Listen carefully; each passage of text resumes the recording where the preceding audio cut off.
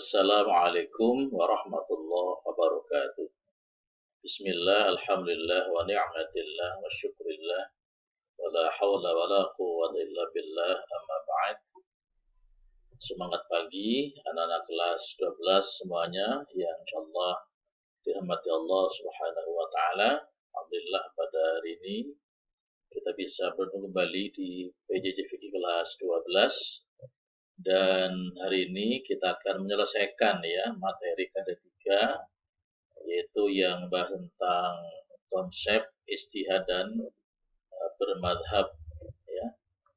Dan pada sebelumnya kita sudah bahas tentang taklid dan ittiba ya. Kita sampai di terakhir di pembahasan tujuan ittiba. Apa tujuan ittiba itu adalah agar setiap orang yang beriman, kita semua itu bisa mengamalkan ajaran agama Islam berdasarkan pengertian dan kesadaran sendiri. Nah, kita wajib bertanya kepada orang yang lebih mengetahui, kepada para ulama ya, jika memang kita ada hal yang masih meragukan atau belum jelas. Istilah kemudian itu adalah kita mengikuti pendapat para ulama yang mumpuni untuk melaksanakan sebuah amal ibadah, supaya amalannya tidak menyimpang dan amalnya menjadi amal yang baik dan sempurna. Nah, terakhir yang ketiga ini setelah kita bahas tentang taklid dan ittiba, yang ketiga kita bahas tentang talfik. Ya. Talfik itu berasal dari kata laqo yang artinya adalah mempertemukan menjadi satu. Ya. Ada dua hal kemudian dipertemukan menjadi satu. Ini adalah talfik. Ya.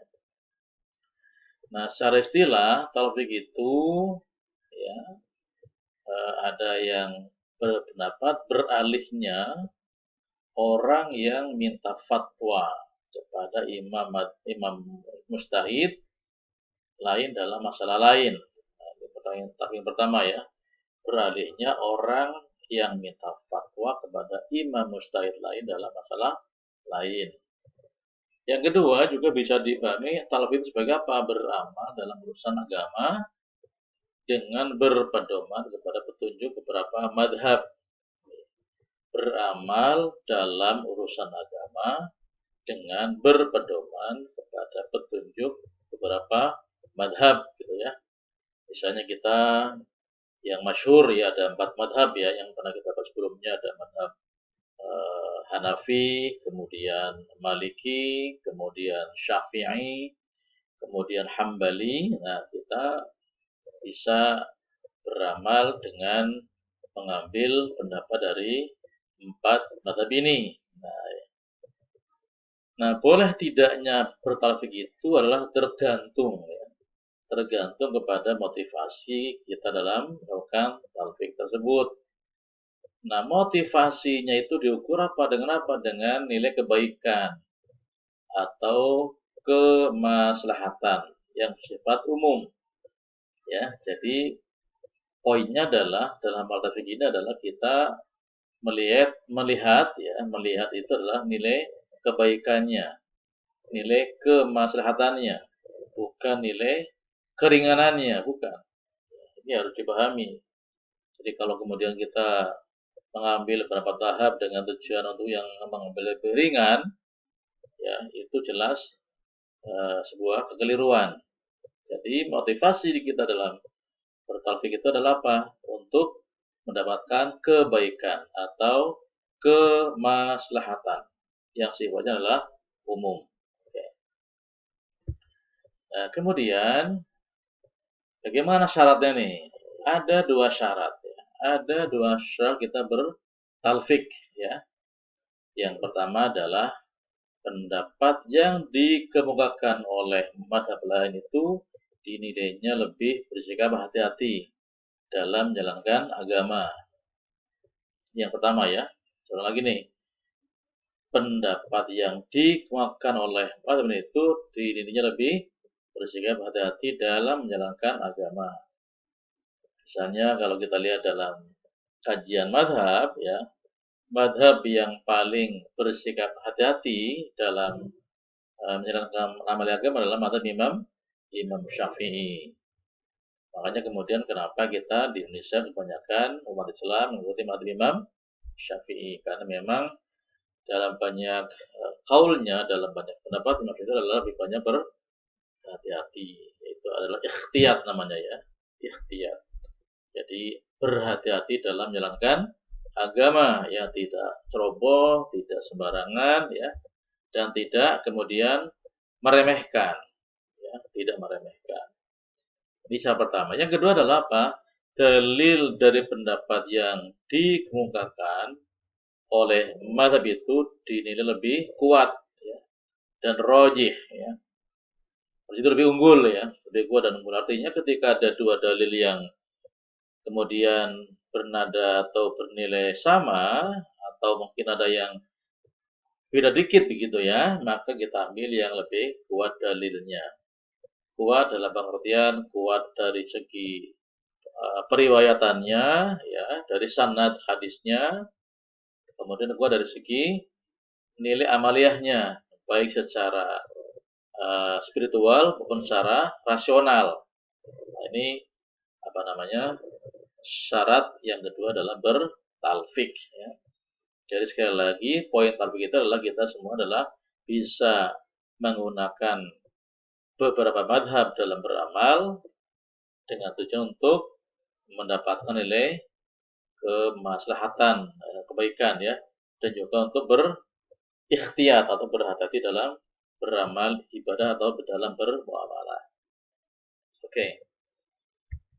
Nah, anak sekalian, alhamdulillah pembahasan kita untuk talfik sudah selesai nih, sangat singkat ya. Dan insyaallah pada pertemuan yang akan datang di pekan depan kalian harus dan ada ulangan ya, atau penilaian harian yang ketiga ya, sesuai dengan negara 3. Jadi insyaallah moga-moga nanti soalnya saya akan selesaikan dan nanti pekan depan kalian ikut atau wajib mengerjakan PH3 di e-learning ya. Jadi dan tolong evaluasi nih ya, evaluasi sebelumnya. Jadi ketika jam belajar kalian sesuai dengan jam itu ya, kami atau saya akan menjadwalkan CBT-nya atau akan menjadwalkan ulangannya di jam itu ya. Ini sekali di awal saya sampaikan ini supaya nanti tidak ada kemudian terulang lagi kalian katanya ketiduran, kemudian ada yang katanya lupa ya. Akan diusahakan ya untuk pekan depan ketika ada PH3 di e-learning, kalian bisa standby lebih awal, bisa siap untuk mengerjakan PH3 dengan sebaik-baiknya. Yang pertama. Yang kedua, kemarin ketika kalian mendapatkan nilai rapot UTS ya atau PTS ya, ada beberapa anak yang japri ke saya dengan masalah nilai ya. Jadi memang prinsip saya ketika menilai itu adalah berdasarkan nilai yang ada yang kalian serahkan. Jadi tidak ada kemudian kalian tidak mengerjakan kemudian dapat nilai, tidak ada. Makanya kemudian mungkin ada yang bertanya kenapa kok nilainya ada yang kosong, ada yang baru nilai 60. Kan sudah diinfokan di grup WA ya. Ketika saya cek, saya nilai, kemudian masih ada yang saya lihat belum sempurna, maka harus disempurnakan, dilengkapi. Misalnya kemarin ketika bahas tentang ketika mengerjakan tugas mind mapping ya, ada yang bikin mapping sangat simpel dan tidak ada kunci-kunci atau pada clue-clue yang berkaitan dengan materi tersebut. Nah, makanya kemudian ada beberapa yang saya nilai kemudian harus disempurnakan atau dilengkapi. Nah, makanya ini menjadi pengalaman, moga-moga dengan nilai kemarin yang sudah kalian terima ya, untuk separuh nanti sampai kalian mengerjakan semesteran ya, semester ganjil di Desember nanti kalian sudah bisa memperbaiki diri dengan sebaik-baiknya ya. Jadi inilah yang disampaikan yang kedua. Yang ketiga saya welcome ya dengan segala pertanyaan-pertanyaan yang kalian ajukan. Kalau memang ada penjelasan di rekaman ini yang memang kurang jelas, silakan langsung kalian bisa menulis pertanyaan di via grup ya, atau boleh juga di e-learning nanti saya buka ya pertanyaannya saya jawab. Ya, jangan sampai kemudian kalian belum paham tapi tidak mau bertanya ya. Jadi nggak usah takut, nggak usah sungkan ya untuk bertanya kalau emang ada yang kurang jelas ya. Silakan tanyakan, nggak usah takut dan nggak usah sungkan ya. Jadi eh, karena kita memang waktu terbatas di PJJ ya, tidak tatap muka ya, apapun kondisinya karena kita memang masih terkena PSBB nih ya, apalagi infonya hari ini kemudian diperpanjang ya PSBB sampai 25 Oktober ya, 2 minggu lagi nih kita kena PSBB lagi sehingga kita belum bisa bertemu di pembelajaran yang normal ya. Makanya mau nggak mau, suka nggak suka ya tetap kita harus mengikuti dan menjalani proses belajar seperti ini ya. Jadi makanya sekali lagi kalau ada penjelasan yang memang Ananda rasa kurang jelas ya silakan boleh tanya di grup WA Vicky atau boleh tanya di e-learning ya, sehingga kemudian hal-hal yang kalian mungkin merasa belum jelas maka nanti bisa dibahas dan akan saya jawab dengan semampu saya. Yang keempat, anak sekalian, berkaitan dengan tugas-tugas ya. Ini evaluasi kemarin ya. Jadi kemarin itu di tugas ya, di nilai ya, di nilai PH1, PH2 itu mas sebenarnya jujur ya, itu nilai kalian sangat banyak yang kurang dari KKM ya. Bisa sampaikan sekarang nih, ada yang dapat nilai 15, ada yang 25, ada yang 30, ada yang banyak yang 45, ada yang 50, ini banyak sekali nilai-nilai itu. Ya. Nah, untuk mendapatkan nilai yang kemarin kemudian diangkat sampai nilai KKM dan KKM itu adalah dari kumpulan tugas-tugas yang Bapak berikan setiap ada materi yang saya tanyakan. Dan ditugaskan di grup WA setelah ada video, kalian simak, kemudian ada pertanyaan yang harus dijawab. Nah, tugas-tugas kali ini kemudian justru menjadi nilai untuk membantu mengangkat nilai kemarin di PH1, PH2 yang kurang, kemudian kita angkat menjadi nilai yang di atas KKM atau yang pas KKM ya, memang begitu ya. Ini harus dipahami. Makanya nama-nama di grup yang kalian kirim di grup itu pasti akan saya cek ya, akan saya cross cek tugas-tugas yang sudah kalian serahkan. Insya Allah tidak ada yang terlewat ya. Sebenarnya saya harus koreksi sekian banyak ya, sekian banyak tugas, sekian ratus siswa dari Pondok Ranggon dan Pekayun cukup banyak ini ya, ada 9 kelas. Tapi contoh tidak apa-apa, ini merupakan tugas yang harus saya selesaikan dengan sebaik-baiknya ya.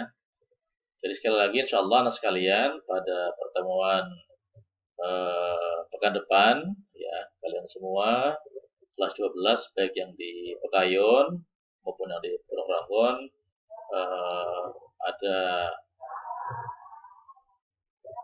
penilaian ya, ada ulangan harian yang ketiga yang harus dikerjakan ya. Insya Allah soalnya sama dengan sebelumnya, soalnya adalah pilihan ganda ya, mungkin soalnya antara 20 sampai 25 soal pilihan ganda ya.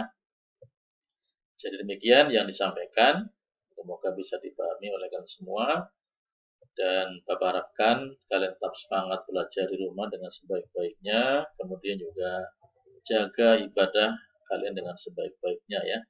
Jaga ibadah, jaga kesehatan, tetap semangat ya di rumah dengan juga membantu pekerjaan orang tua dengan sebaik-baiknya. Demikian sekalian yang disampaikan. Terima kasih. Assalamualaikum warahmatullahi wabarakatuh.